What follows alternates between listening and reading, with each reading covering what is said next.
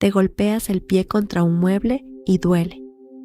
Pero un segundo después, ya estás enojado contigo mismo por descuidado, enojado con quien dejó el mueble ahí, enojado con el día entero por seguir saliendo mal.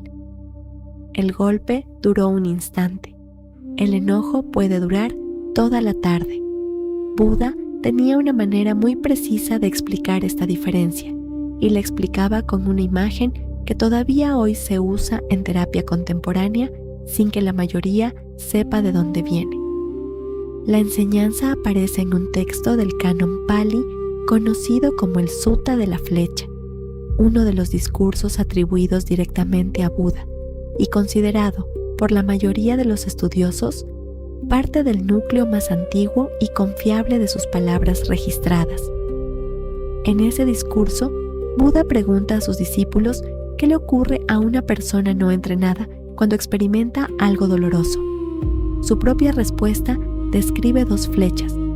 La primera flecha es el dolor mismo, el golpe, la pérdida, la enfermedad, el rechazo. Algo que ocurre casi siempre sin que se pueda evitar del todo porque forma parte de estar vivo en un cuerpo, en el tiempo, entre otras personas. La segunda flecha es distinta.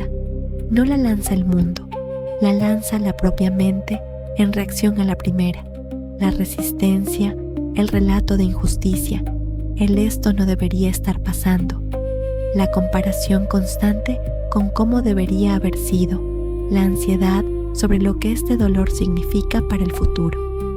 Buda observó que la persona no entrenada suele recibir ambas flechas, una detrás de otra, tan rápido que ni siquiera nota que son 2 heridas distintas y no una sola.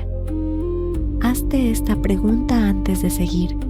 La próxima vez que algo te duela, ¿podrías notar dónde termina el dolor y dónde empieza la historia que cuentas sobre ese dolor? No respondas todavía. Solo nota que esa pregunta, por sí sola, ya empieza a separar las 2 flechas. Conviene ser precisos aquí, porque esta enseñanza suele malinterpretarse como una invitación a no sentir. Buda no dijo que la primera flecha no doliera, no pidió insensibilidad frente a la pérdida, la enfermedad o la injusticia real. Lo que señaló es que gran parte del sufrimiento humano no proviene del dolor original, sino de las capas que la mente añade después, la resistencia a que el dolor exista, la necesidad de encontrar un culpable, el relato repetido una y otra vez sobre lo injusto que resulta, la proyección de ese dolor hacia un futuro imaginado donde todo seguirá igual de mal. Esas capas son la segunda flecha y, a diferencia de la primera, esta sí puede investigarse y, con el tiempo, transformarse. Hay un ejemplo cotidiano que ilustra esto con más claridad que cualquier definición. Alguien recibe una crítica en el trabajo. Esa crítica, justa o injusta, es la primera flecha, un hecho concreto ocurrido en un momento concreto. La segunda flecha llega después y suele ser mucho más larga. Horas repasando la conversación, imaginando lo que la otra persona debe pensar, generalizando el incidente como prueba de una incompetencia permanente, proyectando ese momento hacia el futuro como si definiera todo lo que vendrá. La crítica duró 1 minuto. La segunda flecha, sin intervención consciente, puede durar semanas.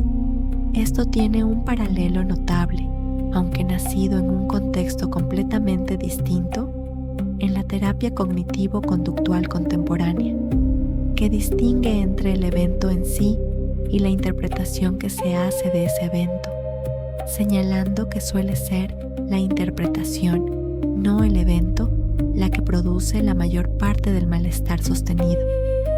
No se trata de la misma tradición ni del mismo marco teórico.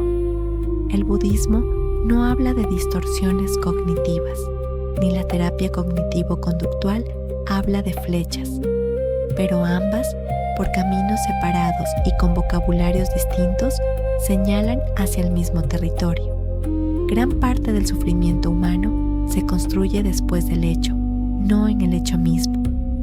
Vale la pena preguntarse también por qué la mente lanza esa segunda flecha con tanta insistencia si en realidad no ayuda a resolver nada. Una posible respuesta que distintas escuelas budistas desarrollan de maneras algo distintas es que la segunda flecha da la ilusión de control. Repetir la historia, buscar un culpable, anticipar el peor escenario. Todo eso genera la sensación de estar haciendo algo frente al dolor, aunque en la práctica no cambie nada del hecho original. Soltar la segunda flecha, entonces, no se siente al principio como alivio. Se siente como perder ese control ilusorio. Por eso cuesta tanto, incluso cuando se sabe racionalmente que esa segunda flecha no está ayudando. Esto se ve con más claridad en una escena muy concreta. Las 2 de la madrugada, alguien despierto, repasando por 15ª vez una discusión que ya terminó hace horas. La mente reconstruye la conversación completa. Añade lo que debería haber dicho. Imagina la réplica perfecta que no tuvo a tiempo. Ensaya la próxima vez que vea a esa persona anticipando cada posible reacción. Nada de eso cambia lo que ya ocurrió, pero la mente insiste porque cada repetición viene acompañada de una sensación sutil de estar preparándose, de no dejar el asunto sin resolver, de mantener algún tipo de control sobre una situación que, en los hechos, ya quedó cerrada en el momento en que terminó la conversación. Esa sensación de preparación es la trampa. Da la textura de estar haciendo algo útil, cuando en realidad solo está prolongando la herida original con una serie de heridas nuevas, indistinguibles de la primera para quien la sufre a las 2 de la madrugada. Buda no ofreció una fórmula para eliminar la primera flecha. Eso escapa a cualquier enseñanza porque el dolor forma parte de estar vivo. Lo que ofreció fue una distinción capaz de cambiar completamente la relación con el sufrimiento. No todo lo que duele es inevitable de la misma manera. Una parte sí lo es. La otra parte, la que se añade después, es donde existe algo parecido a libertad. Algo que puedes probar sin esperar a sentirte listo. La próxima vez que sientas dolor, físico, emocional, del tipo que sea, haz una pausa antes de empezar a explicarte por qué está pasando o qué significa. Pregúntate solamente, ¿esto que siento ahora es el hecho o ya es la historia sobre el hecho?